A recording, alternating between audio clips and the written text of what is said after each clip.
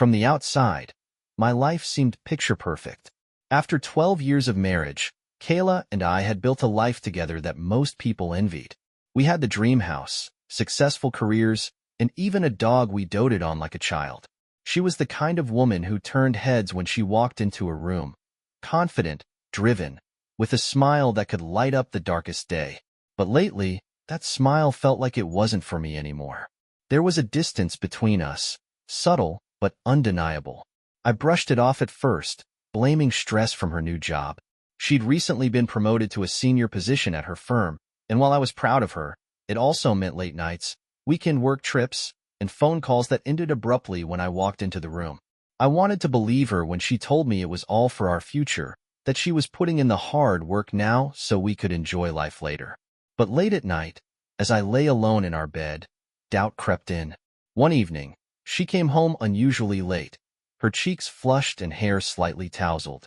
When I asked about her day, she deflected with vague answers before disappearing into the shower. Something about her demeanor didn't sit right with me. She seemed elated, not drained like someone who just pulled a 12-hour workday. Curiosity got the better of me the next day. I decided to surprise her at work with lunch. She'd always loved when I did little things like that. It reminded us both of when we were still dating, when surprises were a way of life. But when I arrived at her office, her assistant told me she wasn't in. "She's at an off-site meeting," the assistant chirped, unaware of the sinking feeling her words caused in my chest. I nodded politely, left the bag of food on her desk, and walked out. On the drive home, I replayed her schedule in my head. She hadn't mentioned any meeting. My gut told me something was off, but I pushed it aside. Maybe she'd forgotten to tell me. Or maybe I was being paranoid. Trust is the foundation of a marriage, right? That's what I'd always believed. But then came the night that shattered everything. It was a Friday. Kayla had been out of town for a supposed business trip, and I'd planned to pick her up from the airport. Her flight was delayed, so I stopped at a nearby cafe to kill time. While sipping my coffee, I scrolled through social media and stumbled upon a photo posted by one of her colleagues, a group picture at a fancy restaurant. My heart stopped when I zoomed in and saw Kayla sitting beside a man, their chairs close, their smiles unmistakably intimate. The caption read, "Celebrating a successful pitch with the dream team." I stared at the screen, disbelief and fury boiling inside me. If she was on a work trip, why hadn't she mentioned this dinner? And why was her hand on his arm? When I finally saw her that night, I didn't say anything. I couldn't. Instead, I observed her closely, looking for cracks in her story. She kissed me, thanked me for waiting, and went on about how exhausting the trip had been. It was so seamless, so natural, that for a moment, I doubted what I'd seen. But the seed of suspicion had been planted. From that moment, everything changed. I started paying attention, noticing the way her phone was always face down, how she'd smile at texts and quickly tuck her phone away, and how she avoided meeting my eyes when I asked about her day. I wasn't ready to confront her yet. I needed proof. I needed the truth. The following days were a blur of doubt and dread. Every smile from Kayla felt rehearsed. Every touch felt hollow. I found myself analyzing everything. Her tone, her words, the way her eyes flickered when I asked a question she didn't want to answer. I wanted to believe her, but my gut told me otherwise. One evening, after Kayla had gone to bed early, claiming exhaustion, I decided to check her phone. It was a line I'd promised myself I'd never cross. Trust was sacred. But in that moment, trust felt like a distant memory, and desperation pushed me over the edge. Her phone was locked, of course, but I'd seen her enter the code countless times. My fingers hesitated over the screen, a mix of guilt and anger swirling in my chest. Then, with a deep breath, I typed it in. What I found confirmed my worst fears.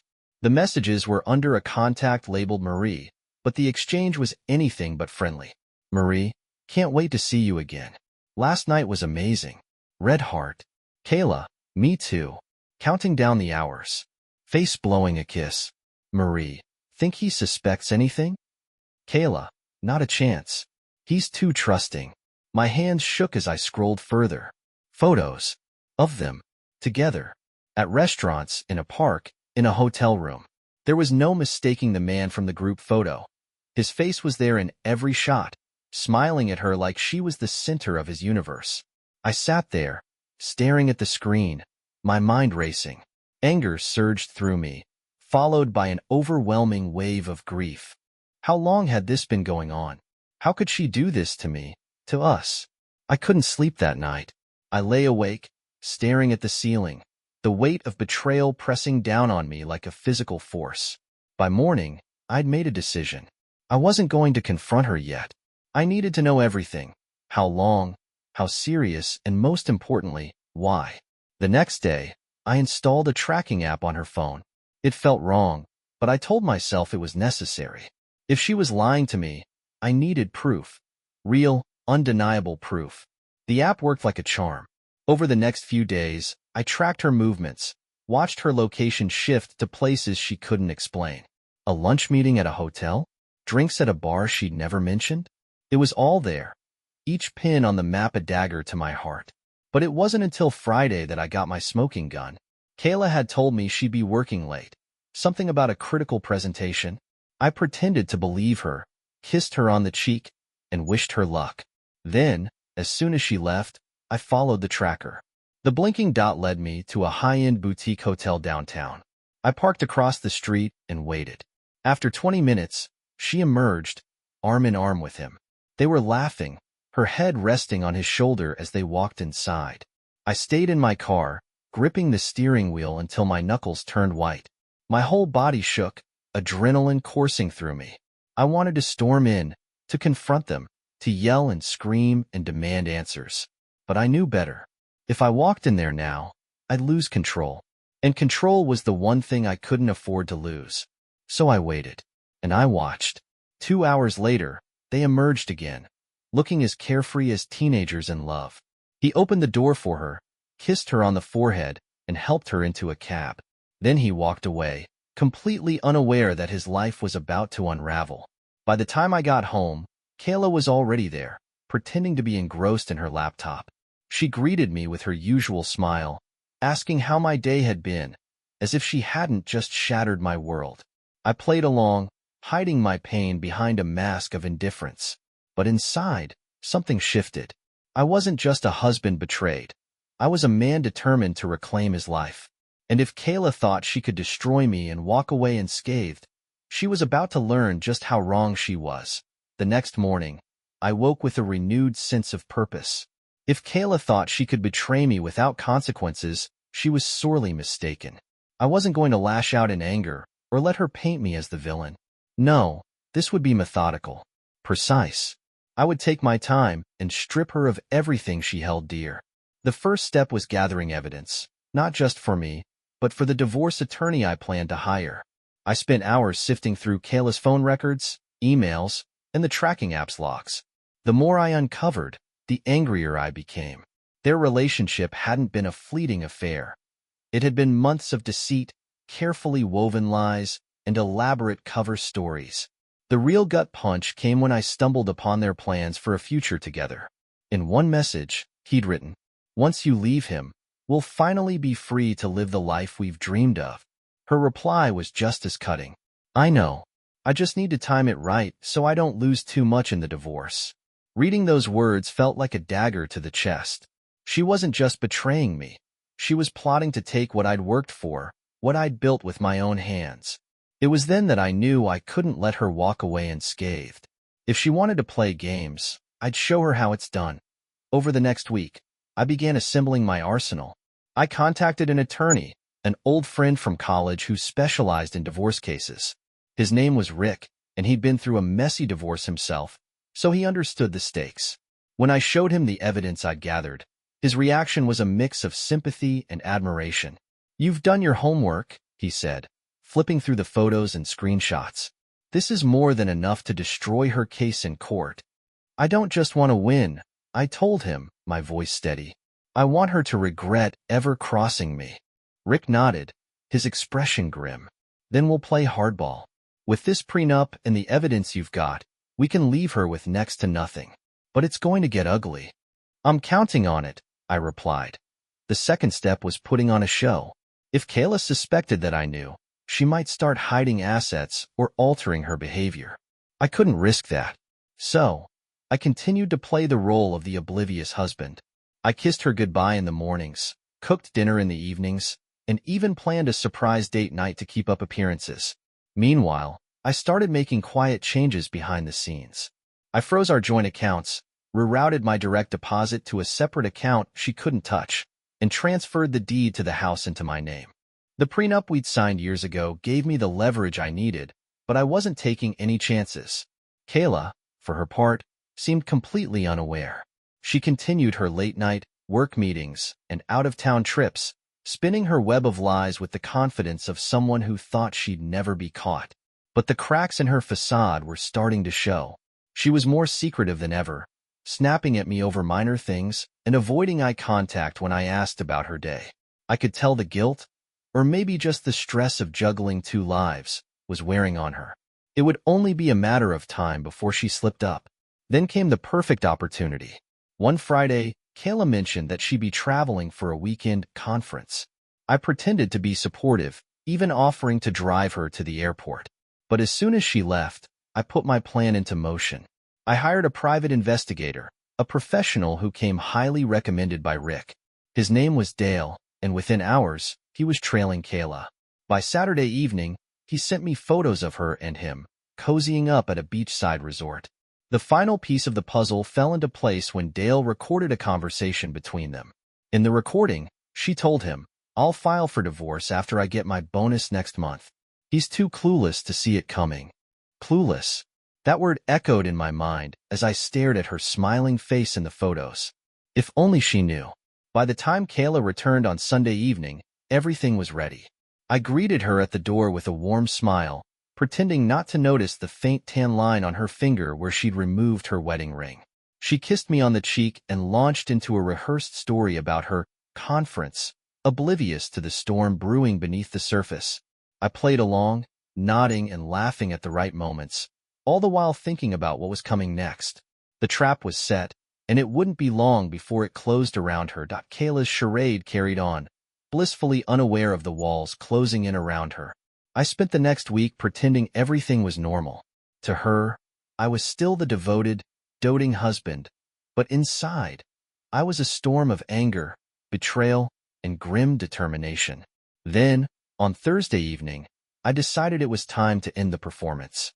"Hey, Kayla," I called out as she settled onto the couch, her phone clutched tightly in her hand. "I thought it'd be nice to have a special dinner tomorrow night, just the two of us." She looked up, her smile briefly faltering before she nodded. "Sure, that sounds nice. What's the occasion?" I shrugged, forcing a grin. "Do I need an occasion to spoil my wife?" She laughed softly, leaning over to kiss me on the cheek. "You're sweet. I'll be ready by 7. "Perfect," I replied, already imagining how different things would look 24 hours later. The next evening, I prepared everything meticulously. A reservation at an upscale restaurant, a bottle of her favorite wine, and an outfit that screamed sophistication. By the time we arrived at the restaurant, Kayla was all smiles, clearly enjoying the attention. The meal started off smoothly enough, small talk, shared laughs, and a few toasts. But as the dessert menu arrived, I decided it was time to shift the tone. "I've been thinking a lot about us lately," I began, swirling the wine in my glass. "About our life together, our marriage." Kayla looked up, her expression briefly clouding with uncertainty. "What do you mean?" "I mean I want to make sure we're both happy," I said, keeping my tone light. "That we're both on the same page about where we're headed."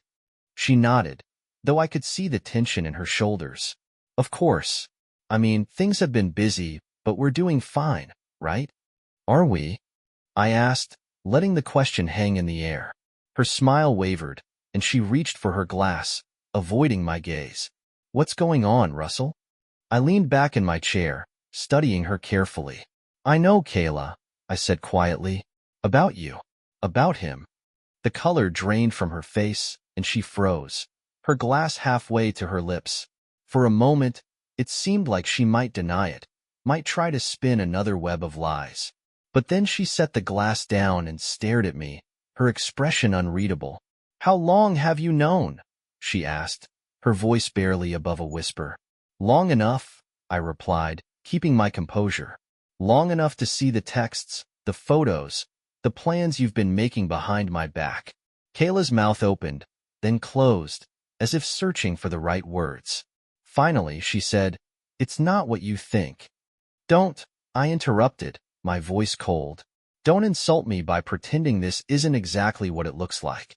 You've been lying to me, Kayla, for months, maybe longer. Do you have any idea how humiliating that is?" She flinched, her eyes glistening with unshed tears. "Russell, I'm not interested in excuses," I cut her off. "I just want the truth. How long has this been going on?" She hesitated, then sighed, her shoulders slumping. 6 months, she admitted. "It started at work. I didn't mean for it to happen, but it did," I finished for her, my anger barely contained. "And now you're planning to leave me, aren't you? To run off with him and take everything you can." Her eyes widened, and she shook her head. "It's not like that. I wasn't going to." "Save it," I said, standing abruptly. "I don't want to hear another word." The entire restaurant seemed to hold its breath as I leaned in, my voice low and firm. "I've already spoken to a lawyer. I know about your little plans, and I've made sure you won't get a single penny more than you deserve. So go ahead, pack your bags, run to him. But don't expect to walk away unscathed." Kayla's face crumpled, and for a moment, I thought she might argue, might fight back. But instead, she simply nodded, her eyes brimming with tears. "I'm sorry," she whispered, though the words felt hollow. Without another word, I turned and walked away, leaving her sitting there amidst the whispers and stares of the other diners. By the time I got home, I felt a strange mix of emotions: relief, sadness, anger, and an odd sense of triumph. The game was over, and now it was time to rebuild. The morning after the confrontation, the house felt different, quieter, emptier. Kayla hadn't come home after the restaurant, and I didn't expect her to. She'd made her choice, and now she could live with it. I spent the day packing her things. Every photo, every piece of clothing, every little trinket that tied her to this house. It all went into boxes. As I moved through the rooms, I couldn't help but notice how much of her was woven into the fabric of my life. Her favorite chair by the window, the books she insisted on keeping stacked on the nightstand, even the faint scent of her perfume that lingered in the air. It was a sobering reminder of how deeply I had trusted her, how much of myself I had given to someone who saw me as disposable. By the time I finished, the sun was setting. I carried the boxes to the garage and left them by the door. She could come and collect them when it suited her, or not. It didn't matter anymore. Later that evening, my attorney, Rick, called to check in. "How are you holding up?" he asked, his tone cautious. "I'm fine," I replied, though the tightness in my chest told a different story. "Just trying to get through it." "Well, I've got good news," he said. "We've filed the paperwork. With the evidence you've provided, this should be pretty straightforward. The prenup will hold, and given her infidelity, she's unlikely to contest." "Good," I said, my voice firm. "I want this over with as quickly as possible." Rick hesitated before adding, "There's one more thing. If you're serious about cutting her off, we'll need to handle the financial accounts and assets immediately. Have you already frozen the joint accounts?" "Done," I confirmed. "I've also rerouted my pay and secured the house in my name." "Smart," Rick said, sounding impressed. "I'll make sure the paperwork reflects those changes. And as for the other guy," he trailed off, leaving the implication hanging in the air. "I'm not going after him," I said, though the thought had crossed my mind more than once. "He's not worth the effort." Rick sighed. "Fair enough. But if you change your mind, you know where to find me." Kayla finally showed up 2 days later. I heard her car pull into the driveway, the tires crunching on the gravel. From the window, I watched her step out, looking hesitant, almost defeated. She rang the doorbell, but I didn't answer. Instead, I opened the garage door remotely, letting her see the boxes stacked neatly against the wall. She stood there for a moment, staring at them, before walking inside. I could hear her muffled sobs as she sorted through her belongings, but I stayed out of sight. There was nothing left to say. After about an hour, She loaded the last of the boxes into her car and drove away. As her taillights disappeared down the street, I felt an odd mix of relief and sorrow. It wasn't just her leaving. It was the end of a life I had spent over a decade building. That night, I sat on the back porch with a glass of whiskey, staring out at the yard Kayla and I had worked so hard to perfect. The garden she loved so much now felt like a monument to a life that no longer existed. But as the hours passed, something inside me shifted. The anger, the bitterness, it was still there, but it wasn't as sharp as before. In its place was a quiet determination. Kayla might have taken my trust and shattered it, but she wouldn't take my future. I wouldn't let her. This was my house, my life, and my chance to rebuild. And while the scars of her betrayal would never fully fade, I knew I would come out of this stronger than before. The next few weeks were a whirlwind of legal meetings, financial adjustments, and quiet reflection. Kayla tried to contact me a few times, texting, calling, even leaving a letter in the mailbox. Each message carried the same refrain: "I'm sorry, please let's talk." But I had no interest in hearing her excuses. She'd already said enough. My attorney, Rick, was relentless. The evidence of her infidelity left her with little ground to stand on, and the ironclad prenup made things even simpler. She'd get none of the house, none of my savings, and none of my retirement. All she was entitled to was her car and a fraction of the joint assets, which I'd already minimized by moving most of the funds into separate accounts. Still, I wasn't content to simply win. I wanted her to feel the weight of her choices, to know what it felt like to lose everything she'd taken for granted. One afternoon, I received a message from Dale, the private investigator I'd hired. Alongside it was a file, a collection of photos, emails, and voice recordings. It was everything I needed to expose the full extent of Kayla's betrayal, not just to me, but to everyone who thought they knew her. I debated for a long time about how far I was willing to go. Public humiliation wasn't something I took lightly, but the more I thought about it, the more I realized it wasn't about revenge. It was about truth. Kayla had built her life on lies, and it was time for the world to see the real her. The first step was sending a copy of the file to her parents. They'd always been supportive of our marriage, treating me like a son. I felt they deserved to know why things had fallen apart. The response came almost immediately. Her mother called, her voice trembling with a mix of anger and sadness. "I don't know what to say, Russell," she said. "I can't believe she'd do something like this." "Neither can I replied. "But I thought you should hear it from me." Her father wasn't as forgiving. A retired Navy man, he had little patience for dishonesty. "If I'd known she had this in her, I'd have straightened her out years ago," he said gruffly. "You deserve better, son." Next, I reached out to her colleagues at work. It wasn't difficult to find the right people. Emails from her affair partner had made it clear who was in their social circle. I sent the evidence anonymously, ensuring they saw the truth without implicating myself directly. By the end of the week, the rumor mill was in full swing. Kayla's reputation at work crumbled almost overnight. Her superiors began questioning her conduct, and her coworkers avoided her like the plague. She was forced to take a leave of absence, and I heard through the grapevine that her promotion was quietly rescinded. The final blow came when I reached out to him, her affair partner. I didn't need to threaten or confront him, just a simple package delivered to his wife, filled with everything Dale had uncovered. Within days, his marriage was in shambles. His wife filed for divorce, and from what I heard, she was coming after him with everything she had. Through all of this, I remained calm, methodical. I wasn't interested in shouting matches or dramatic confrontations. I wanted consequences, real, lasting consequences.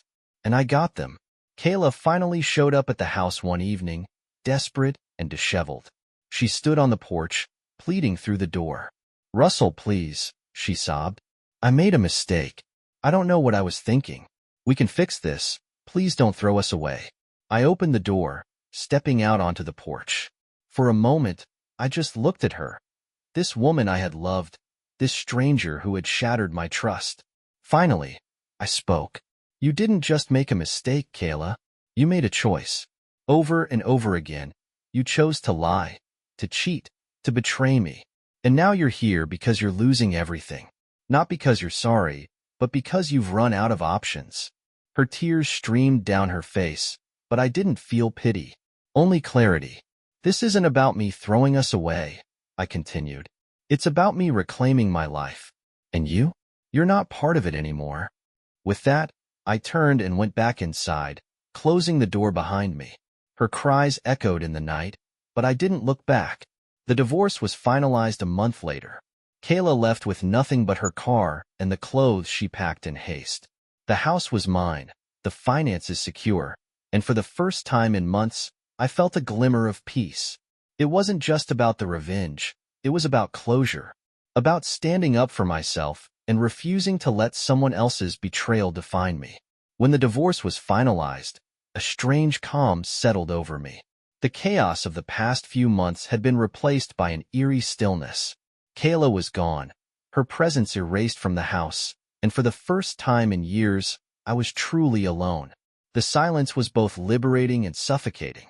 I had my house, my finances, and my freedom, but I also had a void, a gaping hole where my marriage used to be. At night, the emptiness of the bed was a stark reminder of everything I'd lost. I'd won, yes, but it didn't feel like victory. Not yet. Kayla tried reaching out a few times after the divorce was finalized. The calls came sporadically, each one more desperate than the last. I didn't answer. The texts she sent were long and rambling, filled with apologies and pleas for forgiveness. One evening, I finally opened one of her messages. It read, "Russell, I know I don't deserve your forgiveness, but I'm begging you to at least talk to me. I can't take back what I did, but I need you to know how sorry I am. I made the biggest mistake of my life, and I lost the only person who ever truly loved me. Please, just let me explain, even if it's just once." For a moment, I considered replying. Maybe hearing her out would help me find some semblance of closure. But then I thought about the months of deceit, the lies she told without hesitation, and the way she had so carelessly planned to tear apart the life we'd built together. I deleted the message. In the weeks that followed, I threw myself into rebuilding. I didn't want to wallow in anger or sadness any longer. I wanted to move forward, to take back the pieces of myself I'd given away over the years. I started with the house. Kayla had always been the one to decorate, her taste reflected in every piece of furniture, every painting on the wall. I stripped it all away. The floral curtains, the throw pillows, the framed photos of us. All of it went into boxes, which I donated to a charity shop. In their place, I began to create a home that felt like mine. A sleek leather couch replaced the floral one she had insisted on. The walls were painted in muted grays and blues, a stark contrast to the bright, cheerful tones she'd chosen. Slowly, the house transformed, shedding its old skin and taking on a new identity, one that reflected the man I was becoming. The most surprising part of my journey was the support I found from unexpected places. Friends I hadn't seen in years reached out after hearing about the divorce, offering their time and companionship. My brother invited me to join his weekly poker nights, a tradition I'd always been too busy to attend. Even my neighbors, who I'd barely spoken to in years, stopped by with beers and offers to help with home projects. Their kindness reminded me that while Kayla's betrayal had left a void, it hadn't left me completely alone. There were people who cared, people who were rooting for me to come out of this stronger. Then there was work. My career had always been a source of pride, but during my marriage, I'd often sacrificed opportunities to make Kayla happy. Now, with no one else to consider, I poured myself into my job. I volunteered for challenging projects, took on additional responsibilities, and even started mentoring younger employees. My efforts didn't go unnoticed. Within months, I was promoted to a leadership role, something I'd wanted for years but had never pursued aggressively. The sense of accomplishment was like a balm for my wounded pride, reminding me that I was capable of building a future on my own. One day, while clearing out a storage box, I stumbled across an old photo album. It was filled with pictures of Kayla and me in the early days of our marriage, smiling, carefree, and utterly in love. For a moment, I felt a pang of sadness, a longing for the life we'd once shared.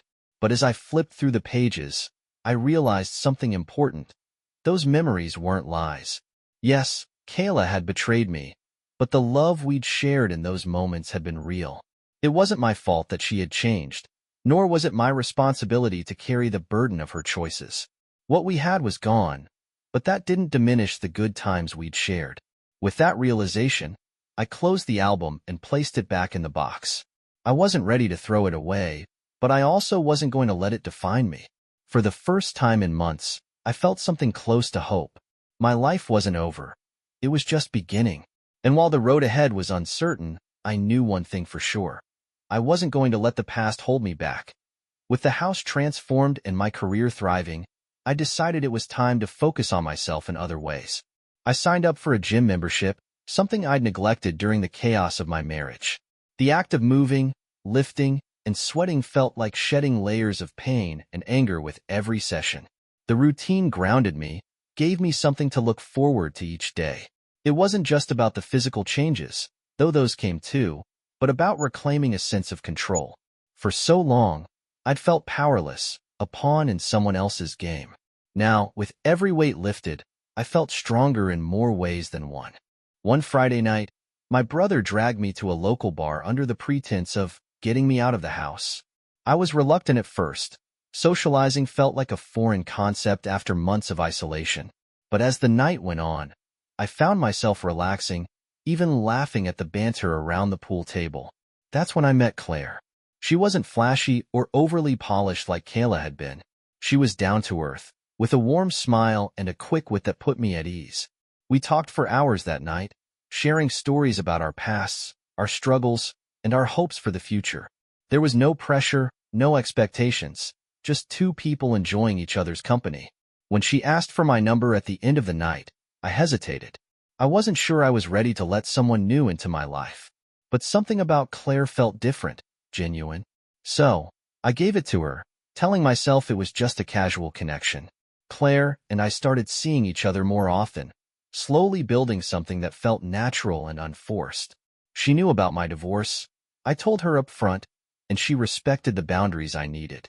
There was no rush, no pressure to define what we were. It was a refreshing change from the whirlwind that had been my marriage to Kayla. Through Claire, I began to see what a healthy relationship could look like. She wasn't afraid to challenge me, to call me out when I was being stubborn, but she also supported me in ways I hadn't realized I needed. For the first time in years, I felt seen. One day, as I was leaving the grocery store, I ran into Kayla. She looked different, thinner, tired, her usual polish replaced with a strained expression. For a moment, we just stared at each other, the weight of everything unsaid hanging between us. "Russell," she said finally, her voice shaky, "I didn't expect to see you." "Kayla," I replied, keeping my tone neutral. She tried to make small talk, but it was clear she had something on her mind. Finally, she blurted, "I made a mistake. Leaving you, betraying you. It was the worst decision I've ever made." I stayed silent, letting her words sink in. "I just wanted you to know that," she continued, her eyes pleading. "I'm not asking for forgiveness. I don't deserve it. But I need you to know how sorry I am." I nodded, my voice calm. "Thank you for saying that, Kayla. I hope you find peace." Her face crumpled, and she turned to leave, wiping at her eyes. As I watched her go, I felt an odd sense of closure. Her apology didn't erase the pain she caused, but it did feel like the final chapter of a story I was ready to close. Life with Claire was nothing like my life with Kayla. It was quieter, simpler, but also richer in ways I hadn't anticipated. We spent weekends hiking, trying new restaurants, and even tackling DIY projects around the house. She had a way of making the mundane feel special, and for the first time in a long time, I found myself looking forward to the future. A year after the divorce was finalized, I stood in my newly renovated kitchen, looking out at the yard where I'd planted a small garden. The space felt different now, not just physically, but emotionally. It was no longer the house where my marriage had crumbled. It was my home, a place of healing and growth. Claire stood beside me, sipping her coffee, her hand resting lightly on mine. "What are you thinking about?" she asked. "Just how far I've come," I replied honestly. She smiled, squeezing my hand. "You've done a lot of hard work. You should be proud."